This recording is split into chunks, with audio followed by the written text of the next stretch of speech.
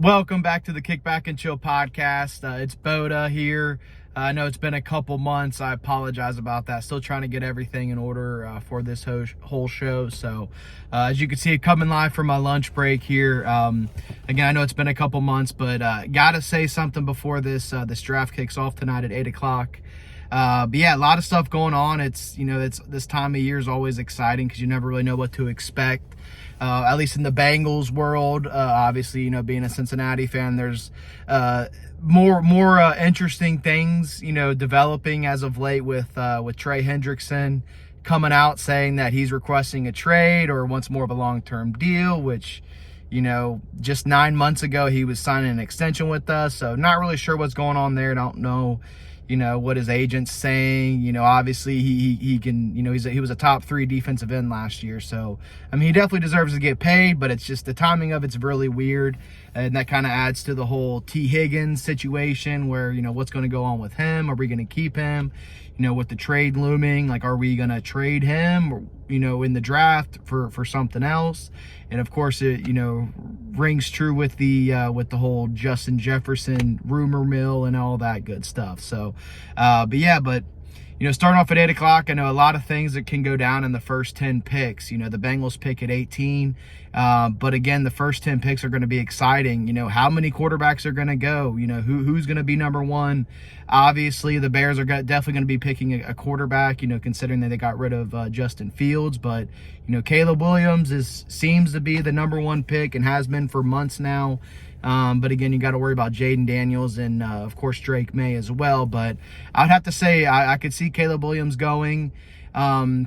And then, of course, Jaden Williams and Drake May, whether it's 2 and 3, they can kind of, swap either of those picks. But I think they're going to end up being the first 3 picks. And, of course, Marvin Harrison Jr., probably going to be the 4th pick with Arizona. They can get themselves another franchise wide receiver like they had in Larry Fitzgerald. So, but I know they were out shopping that fourth pick. So we'll see if they ended up keeping it or if they ended up trading back with somebody else, getting more. I just think with Marvin Harrison Jr., he's such a generational talent. Obviously, with his dad being who he is, that he has that mindset of he knows what it's going to take to be an NFL caliber player for a long time. So I think it's going to be kind of hard to pass up on that. Another thing to watch out for, over the last couple months, really since the combine, Michigan's quarterback J.J. McCarthy, who's coming into the draft, unfortunately, after winning the national championship. So I hate to see it being a Buckeye fan, but, you got to give them the credit when it's due. But we'll be back on top not before too long, so with all the extra stuff going on with the program. But we'll save that for another time. But something to see, J.J. McCarthy, could very well see himself going in the first, 5 or 6 picks, which in my opinion is just a big slap in the face to Michael Penix Jr. That man, you want to talk about resilient and perseverance. That man's been through it all, been through different programs, still managed to find a way to win. So he released the whole that whole letter to the NFL, talking about all the stuff that he's been through and that how he's essentially being overlooked, which I absolutely agree. How is that guy not in the conversation for, maybe not the top pick, but he definitely has the intangibles to be successful. Like he had success at had some success at Indiana, and then obviously went on to Washington, and we saw how he did there. So it's kind of crazy to me that he's not being talked about enough. So I think he's going to end up, unfortunately, he'll probably end up falling, but I think a team's going to get a steal with him, and I think he's going to be nice. But I guess we're going to see with that fifth pick there, if someone trades up, if is the Chargers, are they going to, stick with Justin Herbert?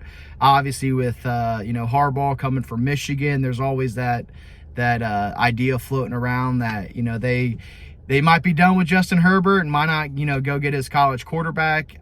Not saying I don't think J.J. McCarthy is going to be necessarily what Justin Herbert is currently, although it seems like Justin Herbert just can't take that next step, whether that's he doesn't have the tools around him, whatever, so on and so forth. Honestly, I don't really pay much attention to the Chargers other than when the Bengals play them.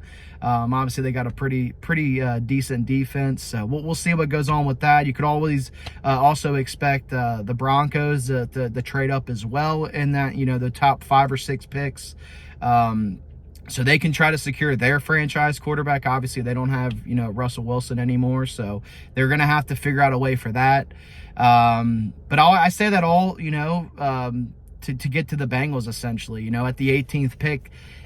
Don't really know which way they're going to go. Obviously, again, with the Trey Hendrickson situation, I definitely think that does require them. I mean, they've been drafting DNs the last few years. They definitely love getting as many, depth pieces for the DNs. Of course, Hubbard, Sam Hubbard, he's probably going to be a solid, point there. I don't see him going anywhere, him being a Cincinnati kid.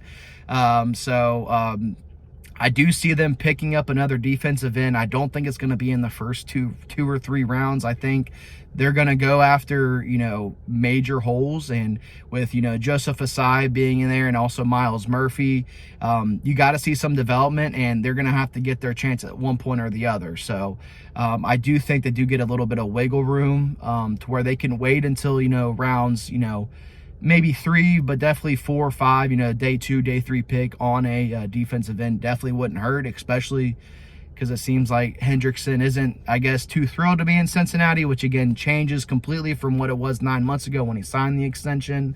But I think it really is going to come down to when the Bengals are up. I think the big glaring holes right now are, of course, always a tackle. Bengals can always use, we got to protect Joe Burrow. He's the franchise quarterback. So, always looking at a tackle. I don't see Joe Alt falling all the way to 18. That's kind of like it's wishful thinking, with him and even Brock Bowers, it's kind of wishful thinking. If Joe Alt falls to 18 and it's Joe Alt, Brock Bowers, I think it's a win-win situation. I kind of lean with Joe Alt being an offensive lineman, myself, but we'll have to see what happens with that. But again, you also have Johnny Newton out of Illinois, big time D tackle. Again, with us not retaining DJ Reader, you're going to have to get some depth for that. And yeah, we brought in Sheldon Rankins, but again, he's more of a 3 tech, not necessarily a nose tackle, 1 tech. So they're going to need to get some beef to beef it up so they can, get that same impact, especially on the run defense that DJ Reader had the last couple years. So you got Johnny Newton, you got Byron Murphy as well, another D tackle who fits that, that 1 tech nose tackle build out of Texas, another solid guy who, depending on who's there, that could definitely be the pick for it. But really it's the trenches that they need help on. I think immediately, and again, of course, Tyler Boyd, still not sure what's going on with him. He hasn't signed anywhere. I still don't see him coming back to the Bengals. I mean, it'd be cool to get him on like a nice little 1-year cheap deal, but I doubt it. So definitely, be looking for a wide receiver, I think, in the first couple days, like day 2 pick, a round 2 or round 3 pick for a receiver. I don't think it's out of the realm of possibility, whether it is a slot receiver or if it's another, multi, role receiver who can play, the X and, the outside receivers, just to kind of give Jamar Chase more of that flexibility to kind of do what they want to do.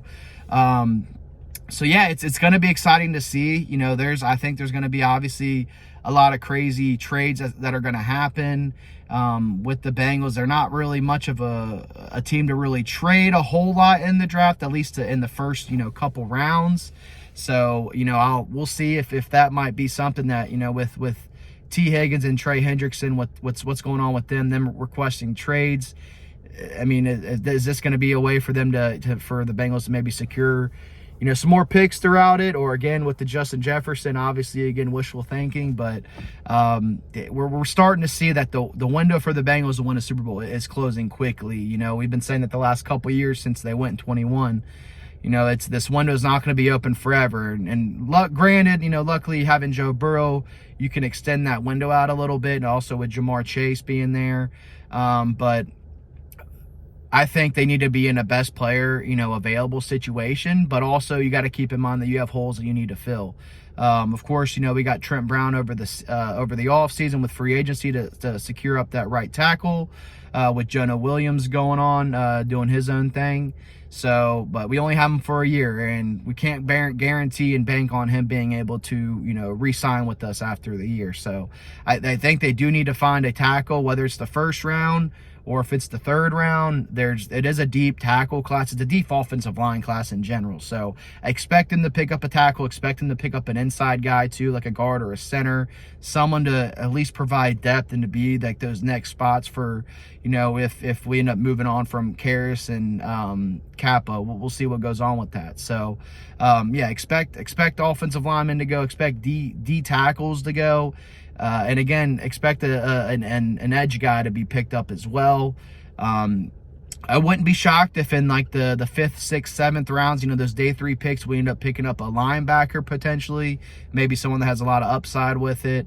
Obviously, we have Logan Wilson and Jermaine Pratt locked up, and I know Akeem Davis. I think he's coming back if I'm not mistaken, but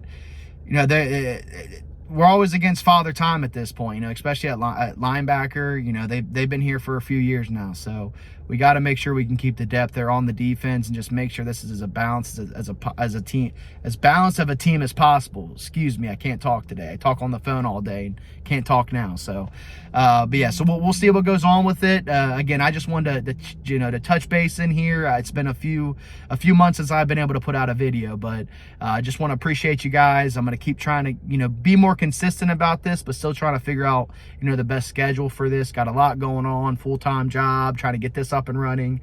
Got a baby on the way, so trying to make some things shake with this, but we'll see what goes on. Again, the draft's tonight, April 27th at 8 o'clock.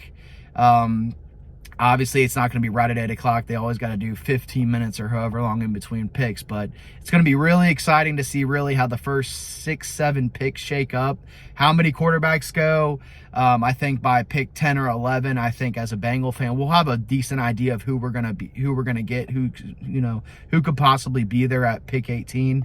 And also, who knows, maybe we see some trades with the Bengals. Is this the last that we're going to see of Trey Hendrickson and T. Higgins? I don't know. I do think, come Monday, we'll have a better idea of what's going to go on, what the situation's going to be. But